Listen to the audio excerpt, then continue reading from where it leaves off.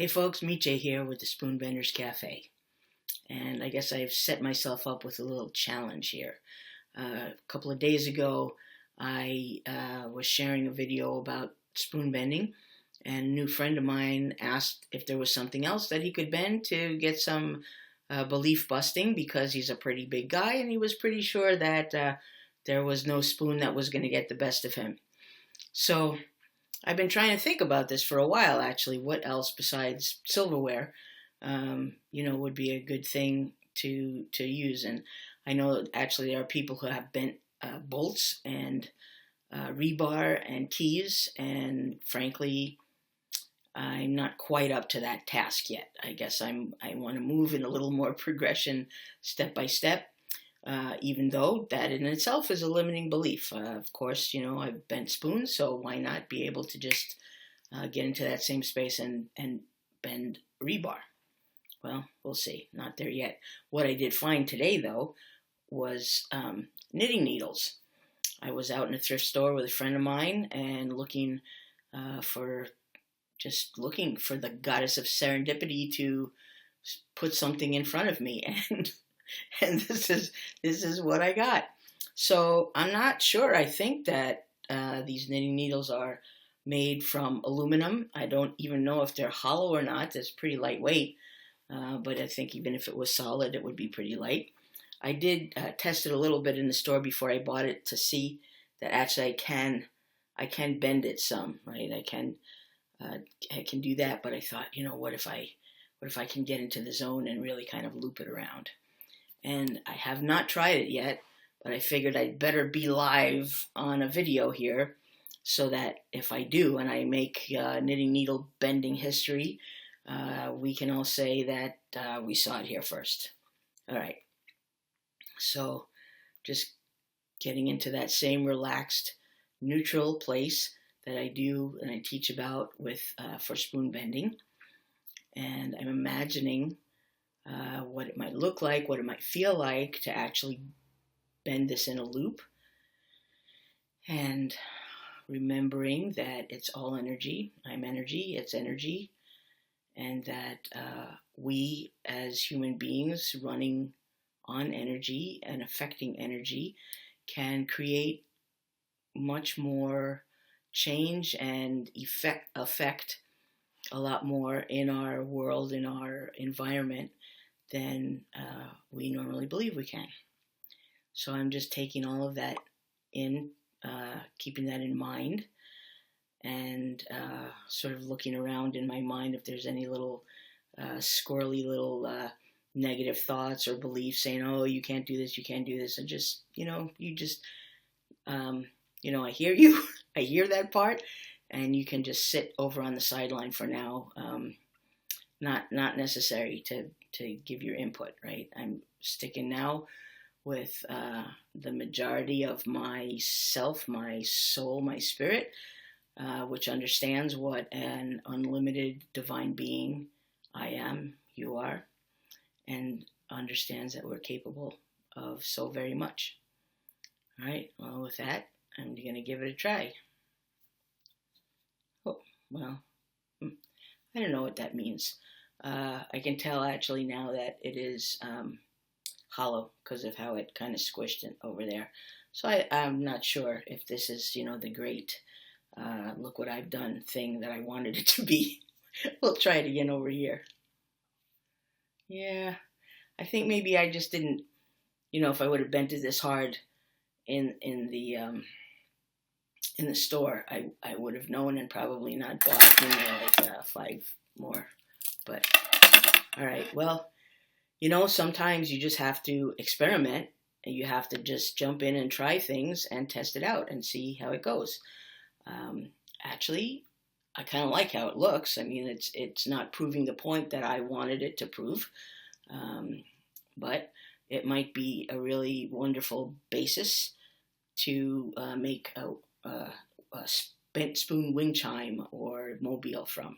So there's one lesson that I like to remind myself of, is that wherever I go, whatever direction I'm learning in or discovering in or uncovering, sometimes, I when I'm feeling bad about myself, when I'm being negative, I tend to think, oh, that was, a dead end, or that was a fool's errand, or, some other, like it was a waste. And, every step that we've taken has gotten every step that I've taken has gotten me exactly into this now. And obviously other steps would have taken me to some other now. But this is the one I've got, and I choose to believe that if it happened, if it was on my path, if it happened, if I did it, then it was the right thing to do, even if it looked like it was a wrong thing to do, as far as being on this path of growth and exploration and adventure. So, so we'll see where that goes. And thanks for sharing this investigative moment with me. I hope to see you around the Spoonbenders Cafe, my Facebook group.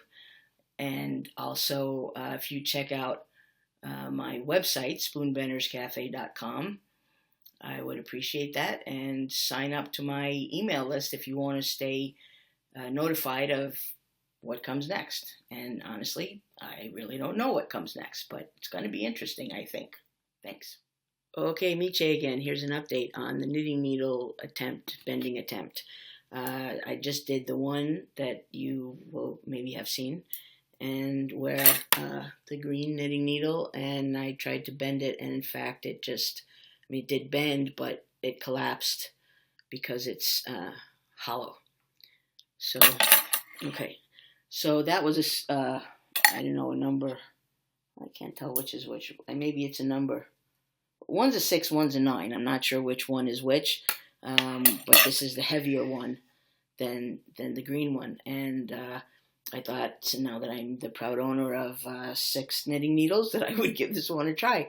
And apparently it's not hollow, and you can tell that. I can tell that because as I started to bend it, it didn't start to crease in here or out here. And there's some, I don't know if you can see, but you can't see on this camera, but I can see that there's a little bit of stress mark on here. So that's, I'm assuming from that. I don't know for sure. I guess I would have to cut the end off to see if it's really solid or not.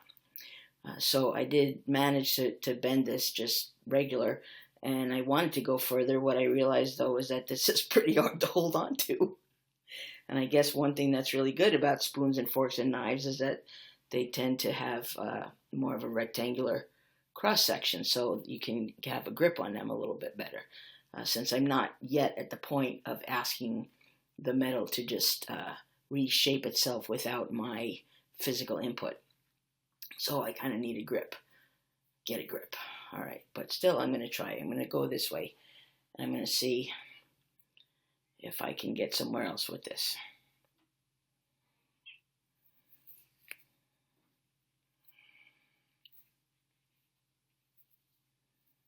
And a little further, and it's still not creasing here, so I'm going with the idea that it's solid.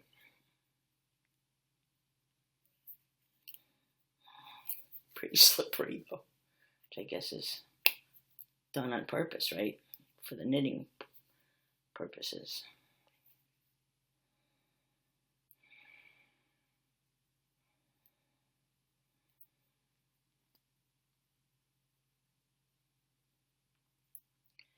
Well, I think there's some possibility here.